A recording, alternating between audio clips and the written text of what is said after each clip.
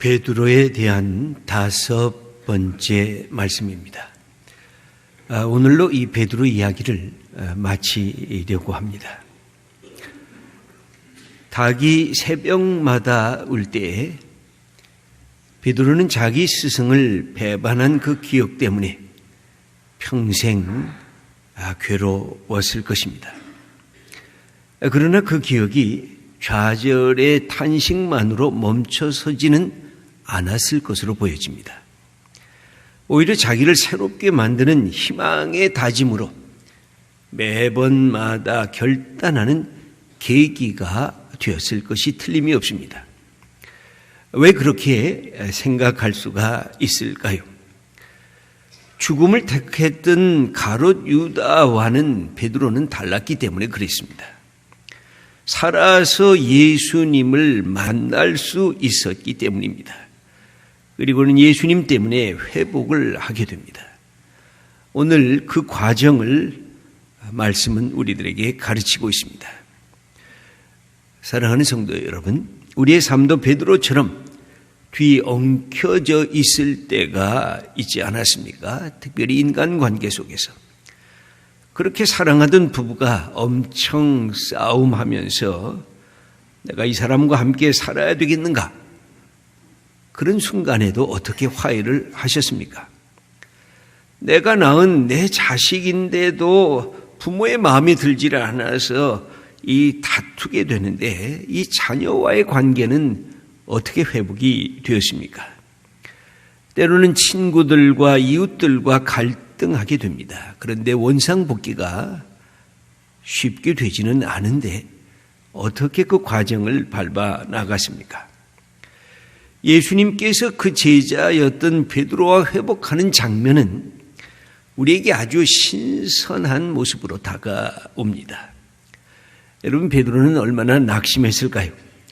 다른 사람은 다 예수님을 버릴지라도 나는 주님을 결코 버리지 않고 죽기까지 따라가겠습니다. 이렇게 큰 소리를 쳤던 베드로.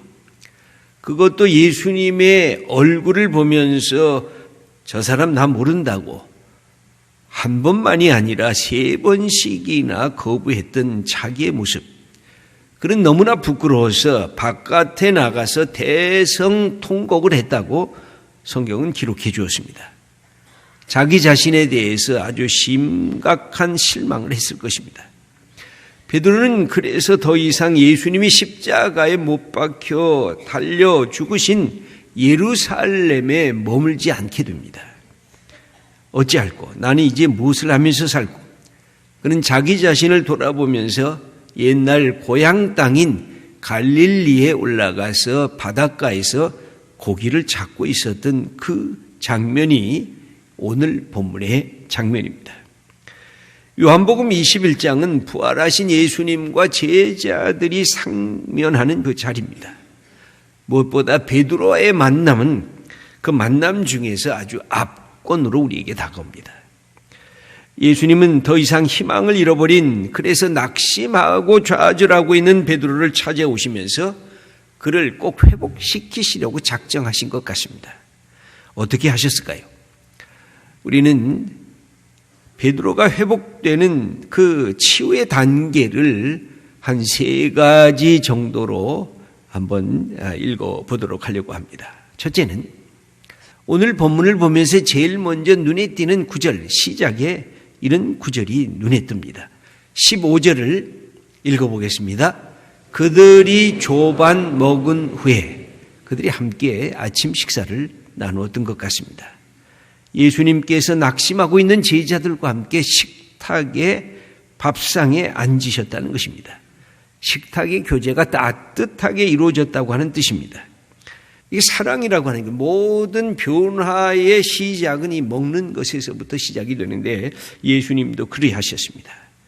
바로 이 먹는 것을 통해서 베드로가 갖고 억눌렸던 그 마음을 풀어주기를 원하시고 계십니다.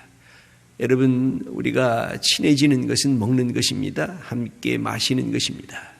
그 속에서 우리가 갖고 있는 인간의 친밀함과 교제가 이루어지는 것, 예수님이 그 모범을 보여주시고 계십니다. 그러면 함께 밥만 먹으면 다 해결되느냐? 결코 그렇지 않습니다. 오늘 두 번째 단계가 있습니다. 예수님과의 관계 속에서 잃어버렸던 사랑을 회복시키시려고 예수님은 애쓰십니다. 네가 처음 나와 가졌던 그 처음 사랑, 네가 기억나냐? 네가 망각했던 네가 나를 어떻게 따랐는가 그거 기억나냐? 하고 그것을 다시 떠올리게 하셨습니다. 그래서 두 가지로 접근을 하셨는데 첫째는 장소의 공유였습니다. 예수님과 베드로가 처음 만났던 자리는 갈릴리 바닷가였습니다. 그래서 그곳은 수많은 예수님과 베드로의 추억이 담긴 그 장소였습니다. 베드로가 어느 날 물고기를 잡으려고 밤새 수고를 했는데 얻은 것이 없었을 때 예수님이 한마디 하십니다. 그 그물을 좀 깊은 데로 가서 그물을 내리라. 베드로는 마땅치 않았지만 그래도 저분이 하는 말씀을 순종해보자 하고 깊은 곳에 가서 그물을 내렸더니 그물이 찢어질 만큼 수많은 물고기가 잡혔습니다. 그때부터요 베드로는 예수님을 따라가게 되었습니다. 바로 이 갈릴리 바닷가란 예수님과 베드로의 추억의 장소입니다. 예수님은 두 번째로는 이 베드로에게 베드로라는 이름을 갖기 전에 이름을 오늘은 부르고 있습니다. 그 이름은 시몬입니다. 15절을 읽어보겠습니다. 예수께서 시몬 베드로에게 이르시되 요한의 아들 시몬아 베드로야 게바야 이렇게 이야기를 하지 않고 옛날 처음 만났을 때 그 이름을 불렀습니다. 너 요한의 아들 시몬이 아니더냐. 옛날 부를 때에 자기 이름을 부르니까 베드로가 화들짝 놀랐을 것입니다. 베드로야 네가 본래 이름이 게바가 아니라 시몬이란다. 너 본래 물고기 잡던 어부 아니느냐. 너 그 촌에서 자라났던 촌부 아니더냐. 너 본래 아무 꿈과 비전도 없었던 그런 인간 아니었더냐. 그런데 너와 내가 만나서 함께 하나님의 나라를 꿈꾸지 않았더냐. 하나님의 의를 꿈꾸지 않았더냐. 하나님께서 이 땅에 오셔서 우리를 사랑하시고 우리에게 새로운 역사를 만드시겠다는 것을 너와 내가 함께 하지 않았느냐. 이러면서 예수님께서 그 처음 사랑의 공유적인 자리를 회복시키고 있습니다. 여러분, 우리의 출발점을 기억하는 것. 종교개혁의 모토도 그래서 아드 펀테스라고 하는 처음으로 원천으로 돌아가자라고 하는 것이었습니다. 여러분, 우리의 가정의 회복도 그렇습니다. 부부의 만남이 자꾸만 이게 고통스러워질 때 여러분 때로는 내 아내와 내 남편 함께 처음 만났을 때 그 장소를 가보는 것도 의미가 있는 것입니다. 내가 이 여인을 만났을 때 내 마음이 얼마나 설렜던가. 내가 이 남자를 만났을 때 내가 얼마나 보고 싶어 했던가. 여러분, 그것이 우리의 가정을 회복하는 자리이기도 합니다. 여러분, 자녀들이 커서 부모의 말을 안 듣는다고 우리가 속썩이지만 자녀를 처음 낳았을 때 여러분 첫 생명을 보면서 우리 부모의 마음이 얼마나 떨렸고 얼마나 감사했던가. 이만큼 건강한 아이가 나왔구나 하면서 하나님께 기도하면서 하나님을 찬양했던 기억이 다시 떠올리십니까? 공유할 수 있는 추억을 나누는 것이 치유의 과정입니다. 우리가 갖고 있는 여러 가지 아픔이 해결되는 자리이기도 한 것입니다. 여러분, 예수님도 베드로를 어떻게 하든지 회복하려고 하는데 그와 함께 있었던 그 갈릴리 바닷가를 다시 찾아가신 것입니다. 그리고 베드로의 옛날 이름을 부르면서 우리가 어떻게 이렇게 여기까지 온 건 너 알고 있지 않느냐? 그러면서 그의 마음속에 내가 주님과 함께 있었던 그 사랑의 추억을 되살리면서 그의 마음속에 치유가 일어나기 시작했습니다. 세 번째입니다. 가장 중요한 것입니다. 베드로가 치명타로 맞았던 이 상처, 자기 스스로는 해결할 수가 없었습니다. 내가 스승을 저버렸네. 내가 예수님을 모른다고 했네. 내가 3년 동안 따라다녔던 그 예수님을 나는 버렸네. 그런 베드로를 예수님께서 친히 싸매 주시는 장면인 것입니다. 예수님의 눈동자를 보면서 나는 저 사람과 관계가 없었다고 하는 그 거절의 언어를 예수님이 사랑의 언어로 바꿔놓고 계십니다. 여러분, 우리 언어가 얼마나 중요합니까? 내가 아내에게 내가 당신을 사랑하오라는 말 한마디가 얼마나 중요합니까? 남편을 향해서 사랑한다는 말 한마디가 얼마나 중요합니까? 여러분, 예수님을 모른다고 했던 이 거부와 거절의 언어를 예수님은 다시 회복시키는 사랑의 고백으로 바꿔놓고 계십니다. 놀랍게도 그것은 몇 가지의 특징을 지니고 있습니다. 베드로는 여종 앞에서 3번의 거부를 했습니다. 그것을 예수님은 다시 뒤집습니다. 네가 3번 나를 모른다고 했지. 그러면 3번 나를 향해서 다시 사랑의 고백을 할 수는 없겠니? 하면서 그 3번이라고 하는 것을 동일하게 맞춰주십니다. 여러분 17절을 한번 읽겠습니다. 3번째 이르시되 요한의 아들 시몬아 내가 나를 사랑하느냐.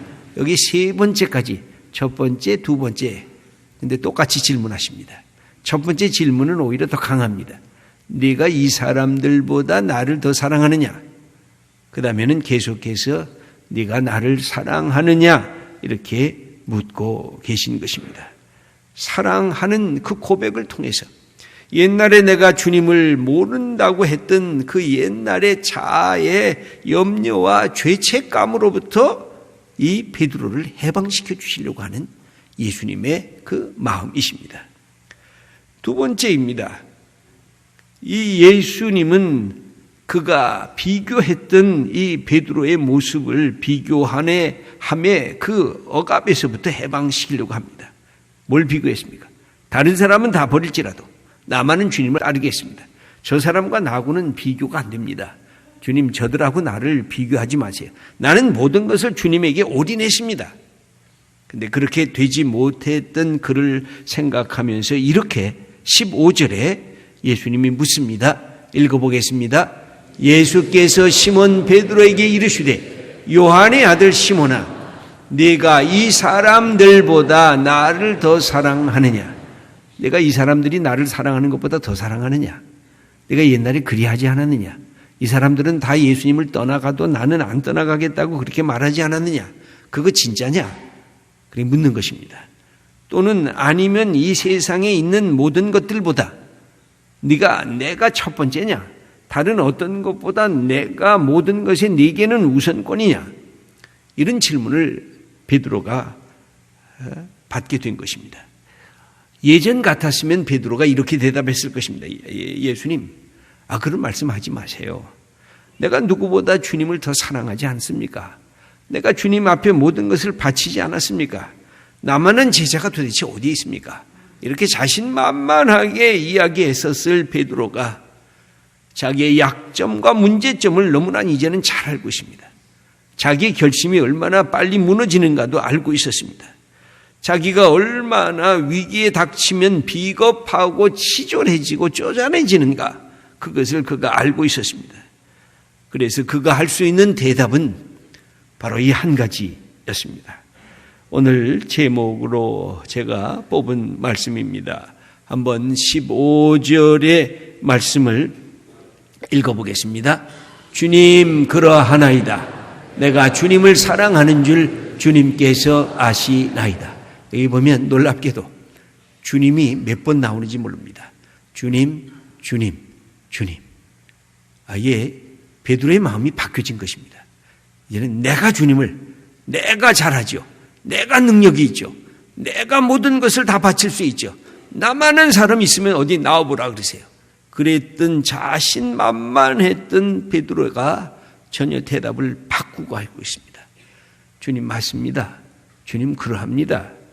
내가 주님을 사랑하는 줄 예전 같으면 내가 자랑할 텐데 그것을 주님은 내 마음을 아시지 않습니까? 이 말을 15, 16, 17절에서 3번씩이나 베드로는 반복하고 있습니다. 내 자신의 신앙의 중심에서 모든 것이 예수님 중심으로 그의 신앙이 바뀌어졌다는 것입니다. 이제는 내가 충성해도 자랑할 것이 없습니다. 내가 이제는 주님께 헌신해도 나는 그냥 감사할 뿐입니다. 여러분, 우리 마음도 마찬가지인 것입니다. 우리가 세상을 향해 나갔다가 오늘 주님 앞에 나와 예배를 드립니다.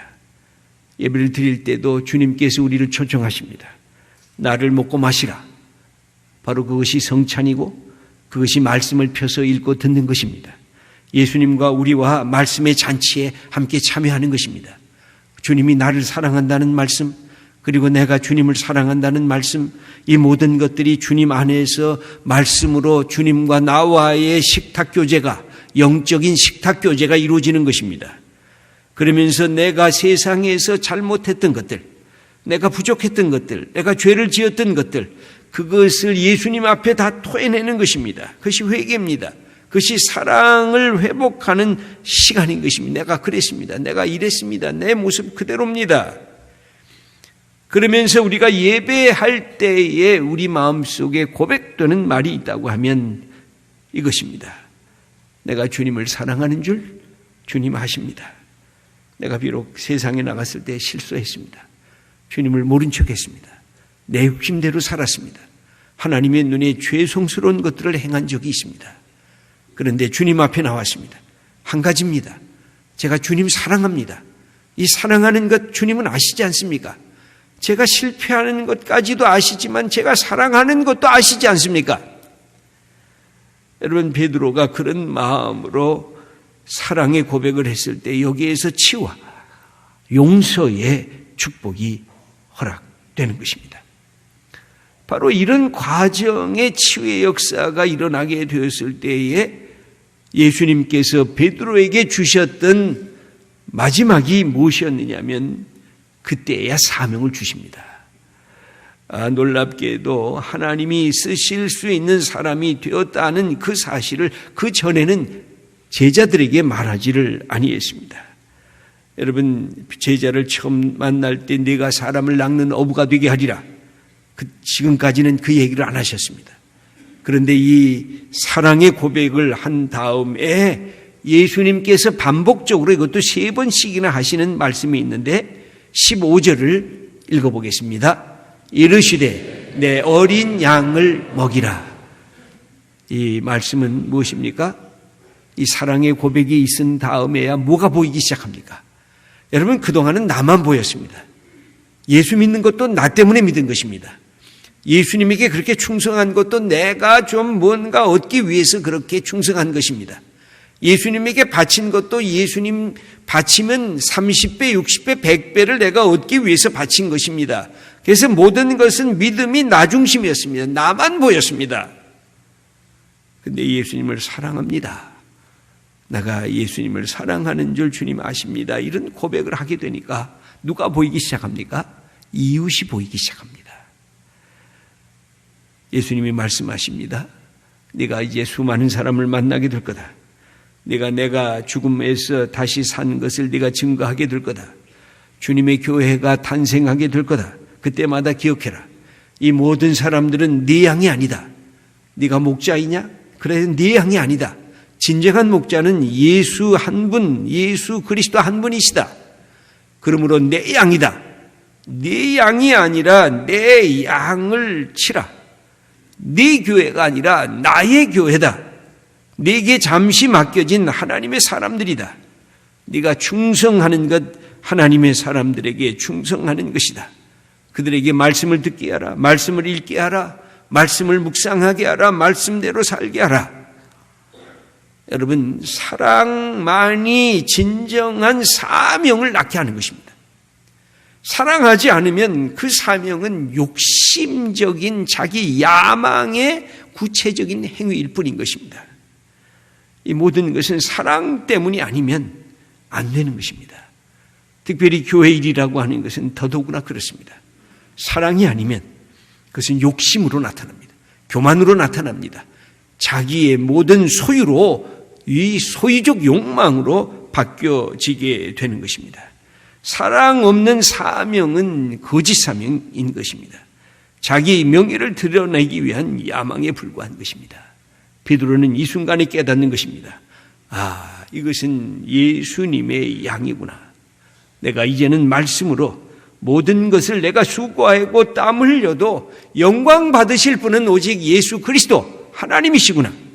이 사실을 깨닫게 되면서 베드로는 이때부터 자기를 중심했던 삶에서 이제는 하나님을 중심한 삶으로, 나만을 생각했던 삶에서 이제는 하나님의 사람 이웃들을 위한 삶으로 바뀌어지게 된 것입니다. 그때 베드로는 깨닫게 된 것이 예수님이 나를 사랑하시는구나. 나도 이제는 평생 주님을 사랑해야 되겠구나. 여러분, 요한일서 4장 18절 19절을 우리 함께 읽어보겠습니다. 사랑 안에 두려움이 없고 온전한 사랑이 두려움을 내쫓나니 우리가 사랑함은 그가 먼저 우리를 사랑하셨습니다. 여러분, 신앙의 큰 기쁨은 이것입니다. 하나님의 사랑이 내게 먼저 다가오셔서 내가 하나님을 사랑하고 교회를 사랑하게 된 것입니다. 여기에는 두려움이 없는 것입니다. 베드로에게 이제 이 두려움 없는 사랑의 축복이 주어지게 되었습니다.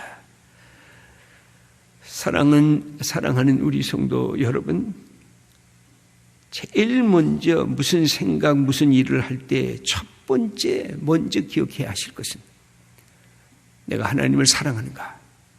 내가 예수님을 참 사랑하는가? 그러면 무엇이든지 하세요. 어떤 직장이든지 괜찮아요. 어떤 사업이든지 괜찮아요. 내가 어떤 방향으로 가도 괜찮아요. 중요한 것 한 가지는 그것입니다. 내가 주님을 사랑하는가?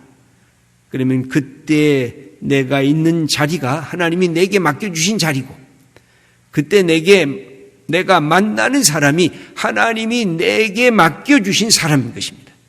그때 내가 하는 일이 하나님이 나에게 주신 일인 것입니다. 하나님을 사랑하는 것, 예수님을 사랑하는 것. 여러분, 젊음도 지식도 연륜도 다 필요하지만 우리가 하나님을 사랑하느냐, 예배할 때마다, 아니 세상에 나가서 살 때마다 하나님, 내가 주님을 사랑합니다. 내가 예수님 사랑합니다. 그러면 마음껏 하세요. 두려움 없이 하세요. 감사하면서 하세요. 기뻐하면서 하세요.